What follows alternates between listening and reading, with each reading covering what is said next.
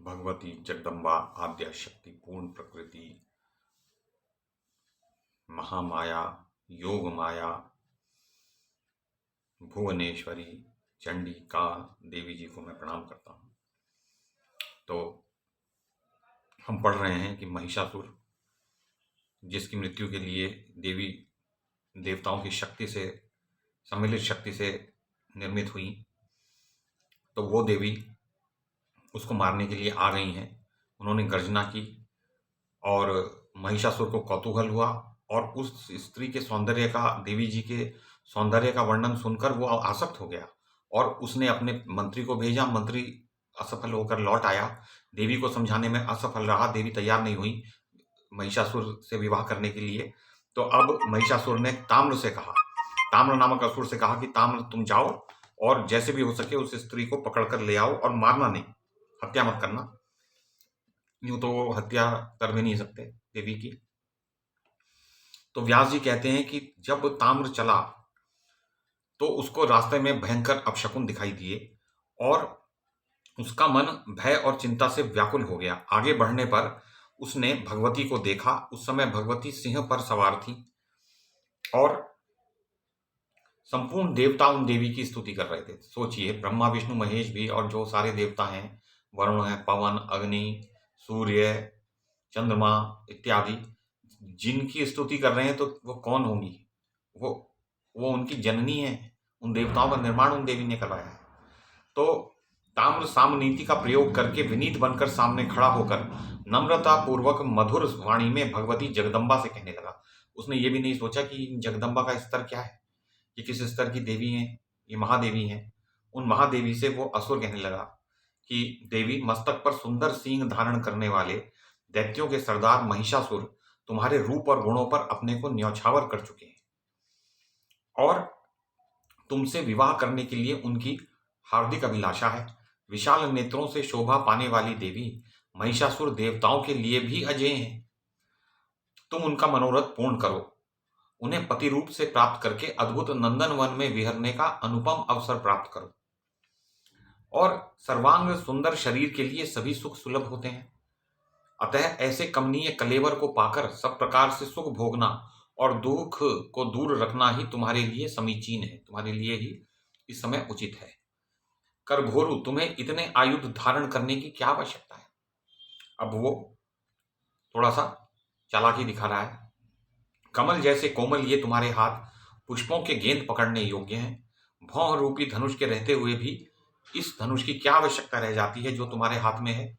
तुम्हारे कटाक्षी अचूक बाण हैं, फिर इन लौकिक बाणों से तुम्हें क्या प्रयोजन है?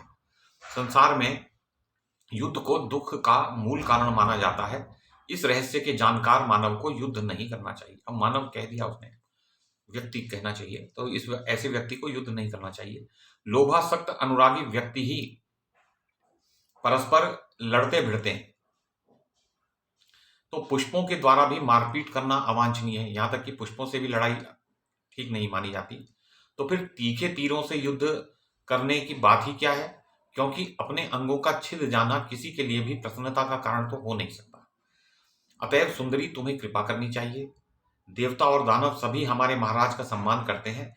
तुम उन महाराज को अपना स्वामी बना लो, वे तुम्हारे संपूर्ण मनोरथ पूर्ण करेंगे। सब प्रकार से तुम उनकी पटरानी बनकर रहोगी, इसमें किंचन मात्र भी संदेह नहीं है। वो ये जानते ही नहीं कि जिन भगवान ने यह सृष्टि रची है उनके ही दूसरा रूप ये देवी है, या जिन देवी ने सृष्टि रची है उनका दूसरा रूप वो परमात्मा है। ये परमात्मिनी देवी हैं, उनसे वो असुर याचना कर रहे हैं कि हमारे महाराज से विवाह कर लो। देवी, मेरी बात मानो, इससे तुम्हें सर्वोत्तम सुख सुलभ होंगे। वो ताम्र कह रहा है। यह निश्चित है कि युद्ध में विजय अनिश्चित है। सुंदरी, तुम्हें राजनीति का तो सम्यक ज्ञान है। हजारों वर्षों तक संपूर्ण राज्य सुख भोगने की कृपा करो। मतलब तुम जानती हो कि राज्य सुख मिलना कितना दुर्लभ होता है। तुम सहस्त्रों वर्षों तक तुम इस त्रिलोकी की महारानी बनी रहोगी। अतः जवानी में भोग विलास करने के बाद बुढ़ापे में भी तुम सुख से जीवन व्यतीत करोगी, बाद में भी तुम सुखी रहोगी। ऐसे करके वो उनको आकर्षित करने की चेष्टा कर रहा है, प्रभावित कर रहा है। अब ये तो सब बातें कही जाती हैं, लेकिन उसे पूरा कौन करता है? कोई भी इन वचनों को पूरा करता ही नहीं। ये तो प्रारंभ में लुभाने की बातें होती हैं, बस केवल लोगों को प्रलोभन देने की बात होती है और करता तो कोई भी नहीं है। तो इस प्रकार से 11 अध्याय समाप्त हो चुके देवी भागवत पुराण के 5वें स्कंद में। तो अब ताम्र की उपर्युक्त बात सुनकर देवी का मुखमंडल प्रसन्नता से भर गया, मुस्कान से भर गया और मेघ की भांति गंभीर वाणी में वे उससे कहने लगी। तो मेघ गंभीर वाणी भगवती की होती है या भगवान की होती है? तो वो भगवती देवी है। देवी ने कहा, ताम्र, तेरा मूर्ख स्वामी महिषासुर अब मृत्यु को गले लगाना चाहता है। उस अज्ञानी के ऊपर कामदेव के बाण असर कर गए हैं। तू जा और उससे कह दे कि जैसी तेरी जन्मदाता भैंस है जो घास फूस खाकर तगड़ी बनी रहती है, जिसकी लंबी पूंछ है, मोटा पेट है, बड़ा सा पेट है, सिंह सिर पर सींग सुशोभित है, वैसी मैं नहीं हूं। मैं कोई भैंसी तो नहीं हूं। ब्रह्मा विष्णु महेश, इंद्र वरुण कुबेर और अग्नि तक को भी मैं अपना पति नहीं बनाना चाहती। फिर तेरे महिषासुर की तो बात ही क्या है? जब ये देवता जो संसार में सबसे सर्वश्रेष्ठ देवता हैं, उन तक पर मेरी दृष्टि नहीं पड़ी है, और इन सब प्रधान देवताओं को छोड़कर मैं किस गुण की विशेषता से पशु को मैं स्वामी बना लूं? एक भैंसे से मैं क्यों विवाह करूं? ये बताओ। पति को वर्णन करने वाली स्त्री मैं नहीं हूं। मेरे शक्तिशाली पतिदेव पहले से ही विराजमान है। वे सबके कर्ता, अब वो परमात्मा का वर्णन कर रही हैं, परब्रह्म परमात्मा का। वे सबके कर्ता, साक्षी, अकर्ता और निःस्पृह हैं। उनकी किसी से कोई स्पर्धा नहीं है। निःस्पृह हैं वो, कर्ता हैं, साक्षी हैं, सबको देखते रहते हैं, अकर्ता। तो ये ब्रह्म के लक्षणों का वर्णन अब करने लगी देवी। निर्गुण, निर्मम, यानी जिसका कोई ममता नहीं हो किसी में। अनंत, निरालंब, जिसका कोई आलंबन नहीं हो, कोई आश्रय नहीं हो। निराश्रय, सर्वज्ञ, यानी सब कुछ जानने वाला। यहां तक कि भगवान सर्वज्ञ तो होते ही हैं, वो ज्ञान स्वरूप भी होते हैं। जो ज्ञान जिससे सब कुछ जाना जाता है, वो ज्ञान भगवान ही है। सर्वगामी, यानी सबके अंदर वो प्रविष्ट है। पूर्ण, पूरे हैं, वो पूर्ण है। साक्षी हैं, पूर्णाश है, यानी उसका उनका आशय जो है वो निश्चित है और वो अज्ञात होता है। किसी को ये नहीं ज्ञात है कि ईश्वर क्या करना चाहते हैं, परमेश्वर क्या करना चाहते हैं। ईश्वर परमात्मा, ब्रह्म परब्रह्म क्या करने के इच्छुक हैं, ये कोई जानता नहीं। कल्याण स्वरूप उनका श्री विग्रह है, तो वो कल्याण ही करते हैं। जब भी कोई उनके संपर्क में आता है तो कल्याण ही होता है उसका। वे सर्वत्र विराजमान हैं। क्षमा और शांति के वे साकार विग्रह हैं। सब कुछ देखने और समझने की शक्ति उन्हें सुलभ है। ऐसे सुयोग्यतम पति को छोड़कर मूर्ख महिषासुर की सेवा करने के लिए मैं कैसे तैयार हो सकती हूँ? क्या तुम्हारा महिषासुर ये सब करता है क्या, कि वो सर्वव्यापी हो है? और जैसे परमात्मा है, क्या वो वैसा है क्या? वो तू संभल कर युद्ध कर। अब तो बात यही है कि तू अगर नहीं मानता तो तू युद्ध कर मुझे जीतने के लिए, अथवा तेरी पीठ पर पान। और वो संदेश दे रही है महिषासुर के लिए कि तुझे अभी यमराज की सवारी के लिए नियुक्त कर देती हूँ, क्योंकि यमराज की सवारी एक भैंसा है। तो वो महिषासुर के लिए कह रही है तुझे उसकी यमराज की सवारी बना दूंगी मैं, अगर तूने अधिक उत्पात मचाया तो। अथवा तेरी पीठ पर पानी लादकर जनता को जल पहुंचाने की व्यवस्था करूंगी। अरे नीच, यदि तुझे प्राणों का लोभ है तो संपूर्ण दानवों के साथ शीघ्र ही पाताल भाग जा, अन्यथा संग्राम में तू मुझसे बच नहीं सकता। दोनों एक समान हो तभी उनका संयोग संसार में सुखदायी होता है। भाई, पति और पत्नी का स्तर एक ही होना चाहिए, तब तो सुख है, और नहीं तो क्लेश ही क्लेश है। अन्यथा अज्ञान से यदि विषमता में संबंध की कल्पना करनी जाए तो दुख ही उठाने पड़ते हैं। तो ये शास्त्र कहता है भाई, अपने समान स्तर की स्त्री और पुरुष जो है आपस में विवाह करें। बहुत अधिक कोई धनी है, कोई बहुत निर्धन है अपने की अपेक्षा, तो थोड़ा उस पर विचार करना चाहिए।